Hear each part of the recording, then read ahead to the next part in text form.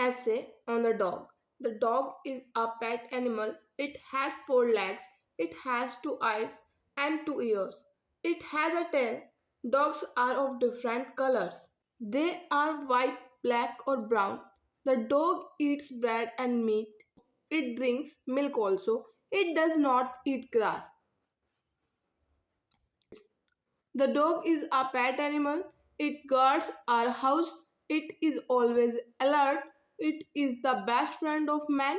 It loves its master. It is used for hunting too. It is a very faithful animal.